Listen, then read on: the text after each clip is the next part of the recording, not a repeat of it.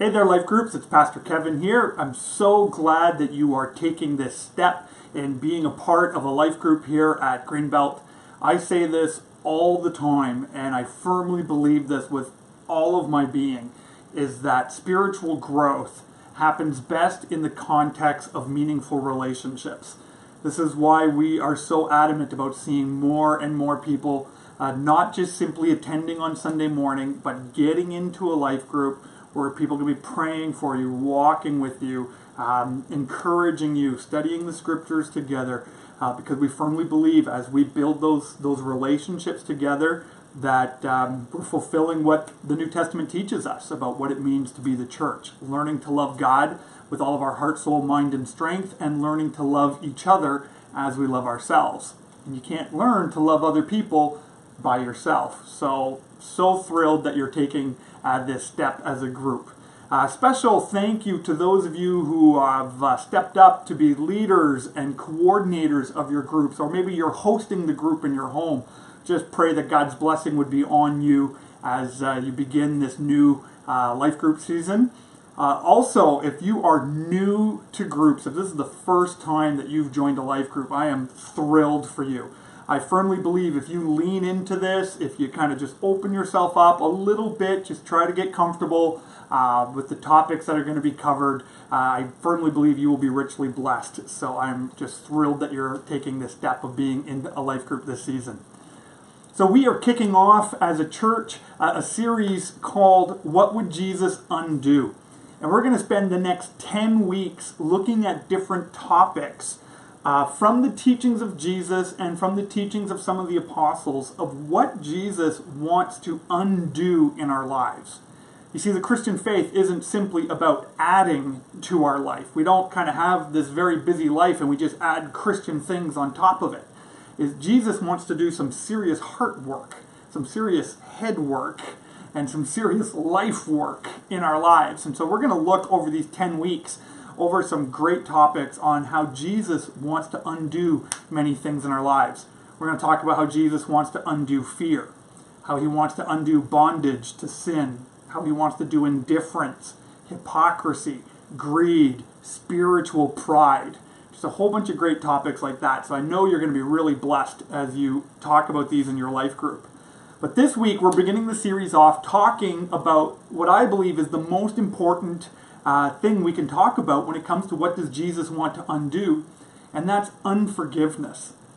You see, the entire Christian faith is built around forgiveness.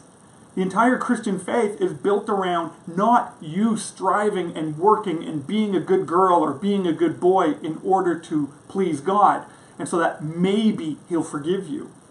The message of Jesus is that God loves you, and he has offered forgiveness freely to anyone who would receive it. And so Jesus teaches constantly throughout the Gospels that as we have been forgiven, we are called to forgive others. So it's such an important topic to look at together as a church family. You see, we live in a culture today where we don't seem very quick to forgive. We seem to hold grudges. We seem to be easily offended. And I wish this was simply an outside of the church thing.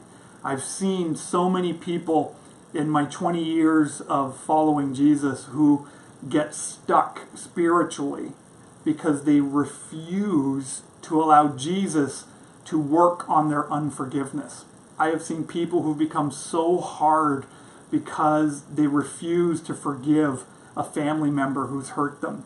I've seen so many people who have refused to forgive a church member or a church leader who has maybe disagreed with them, or they just got into conflict somehow, even sometimes over misunderstandings. And that unforgiveness just completely stops their spiritual growth. Yeah, I wish we lived in a world where nobody hurt each other, but sadly that's just not the case. I wish that we as the church were perfect and we didn't hurt each other, but sadly with sin in our lives and the fact that we're still human and the fact that we're still going to sin on this side of heaven, We do. Sometimes we clash and we bump into each other and we hurt one another. Sometimes intentionally, but most of the time I believe it's unintentional. I can just think in the last number of years since I've been a pastor, the number of times I've been hurt. The number of times when people who I've been walking with and helping and discipling for a long period of time just pick up and walk away and want nothing to do with our church anymore, not wanting anything to do with me, and I never get to find out why. They just disappear, they just walk away, step out of my life, how that hurts, how over some misunderstandings in leadership and people thought, I was being mean and it was misunderstanding and just the breakdown of relationships that way. I've seen other people just hating decisions that I've made as a leader and just furious with me and storming out angry. And there's a little part of us, if I was honest, a little part of me in my flesh that just wants to harden my heart against letting other people in. Because when you're hurt by people, you really want to just guard your heart.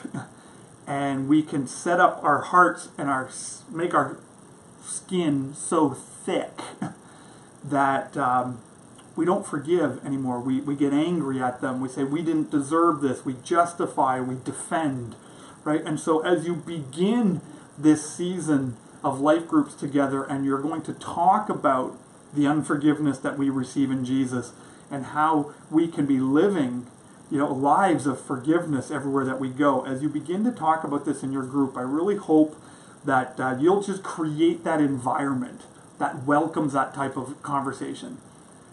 How do you create that kind of environment? Well, first off, leaders and coordinators, it starts with you. Model forgiveness for your group. Show them how forgiveness has played out in your life. Maybe even share a story of how you've been hurt or someone has come against you and you've had to offer some forgiveness, even maybe to people who didn't deserve it, but you have walked through forgiveness. And you as group members, also just remember that nobody's perfect. Nobody's perfect. There was only one perfect human being that's ever walked this planet, and that was Jesus. Fully God and fully man. He was perfect in every way. So your leaders are not perfect. The elders at the church are not perfect. I am not perfect. And when we go through this topic of unforgiveness, realizing that none of us are perfect, but we have all received perfect forgiveness from a God who loves us, that just helps to keep our minds open to this topic of allowing Jesus to undo our unforgiveness. So I hope you have an amazing life group this week. I hope you have a great time going through the discussion questions. If you don't have a physical copy of them, you can download them on your church app, and the questions are available that way, or you can get them through the weekly email that goes out on Friday. So again, God bless you and have a great group this week.